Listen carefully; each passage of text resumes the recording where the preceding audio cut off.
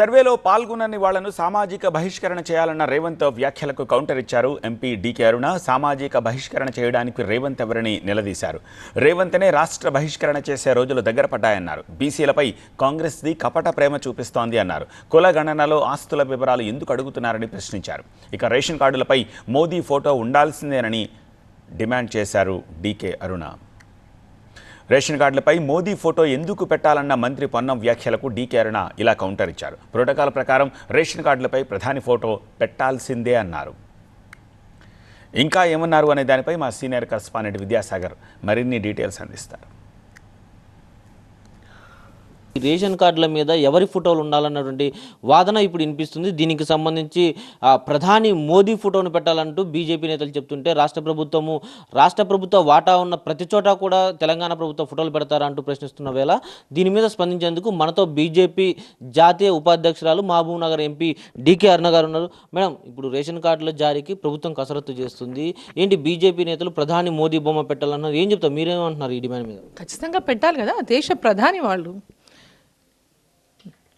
దేశ ప్రధానిగా నరేంద్ర మోదీ గారు ఈరోజు పేదలకు ఇస్తున్నటువంటి ఉచిత బియ్యము, రేషన్ షాపుల మీద రేషన్ తీసుకునే వాళ్ళకి రేషన్ కార్డులు ఇస్తున్నటువంటి నేపథ్యంలో రాష్ట్ర ప్రభుత్వం ఇంకా ఇవ్వలేదు, ఇస్తామనే అంటున్నారు. ఎప్పటి సంవత్సరం దాటిపోయింది.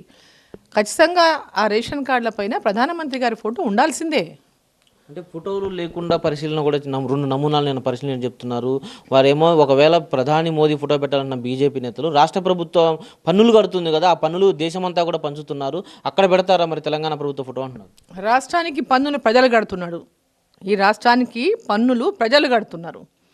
ట్యాక్స్ కడుతున్న ప్రజల ఫోటోలు అన్నీ రాష్ట్ర ప్రభుత్వం పెడుతుందా? ఈరోజు ఈ రాష్ట్ర ప్రభుత్వానికి పన్నులు ఎక్కడి నుంచి వస్తున్నాయి? ప్రజలు కడితే కదా పన్నులు వస్తున్నాయి.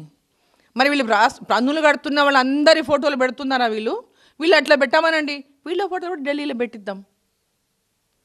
వీళ్ళు పన్ను కడుతున్నారు కదా. ఇప్పుడు ప్రభాకర్ కడుతున్నాడా లేదా రేవంత్ రెడ్డి కడుతున్నాడా పన్ను? ఇది ప్రజలు కడుతున్నటువంటి పన్ను.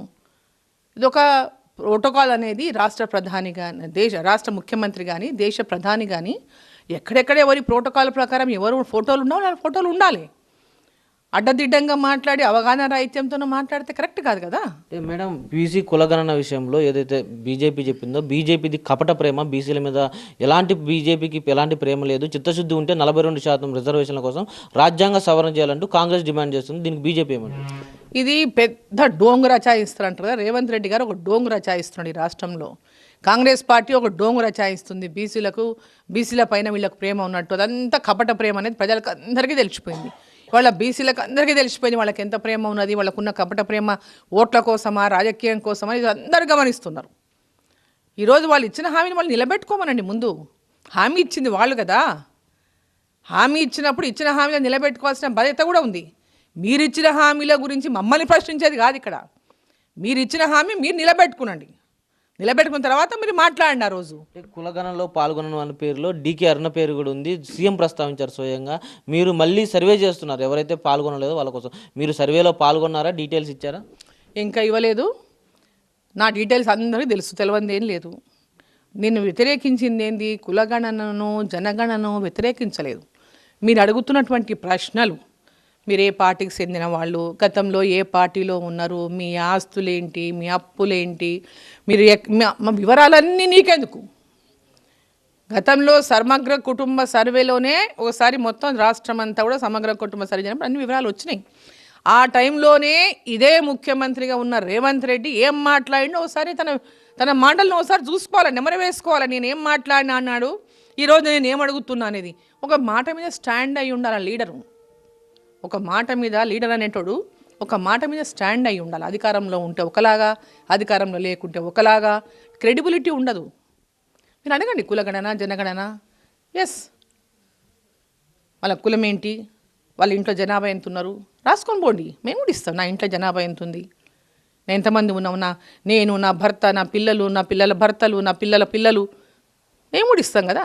దానికేం అభ్యంతరం లేదు. ఎవరైతే వివరాలు ఇవ్వలేదో వాళ్ళని సామాజిక బహిష్కరణ చేయాలంటూ ఒక స్టేట్మెంట్ చేశారు, బిగ్ స్టేట్మెంట్. ఆయన ఎవరయ్యా సామాజిక బహిష్కరణ చేయనీకే? ఆయన ఎవరు? అసలు ఆయనకున్న అర్హత ఏంది, ఆయనకున్న హక్కేంది? ఆయనను సామాజిక బహిష్కరణ కాదు రాష్ట్ర బహిష్కరణ చేసే రోజులు దగ్గర పడ్డాయి. అది చూసుకోమనండి ఫస్ట్. ఎస్, అది డెఫినెట్గా ఏదైతే దేశంలో ప్రజలకు ఉచితంగా రేషన్ అందిస్తుంది కేంద్ర ప్రభుత్వం కాబట్టి రేషన్ కార్డులు జారీ చేస్తే దాంట్లో డెఫినెట్గా ప్రధాని మోడీ బొమ్మ ఉండాలి. దాంతోపాటు కులగణన విషయంలో కాంగ్రెస్కే చిత్తశుద్ధి లేదు కాబట్టి దాన్ని కేంద్ర ప్రభుత్వం మీద నెట్టి చేతులు దులుపుకోవాలనేటువంటి ప్రయత్నం చేస్తుందంటూ కూడా బీజేపీ ఎంపీ డీకే అరుణ చెప్తున్నారు. కెమెరామెన్ శేషుతో విద్యాసాగర్, టీవీ9 హైదరాబాద్.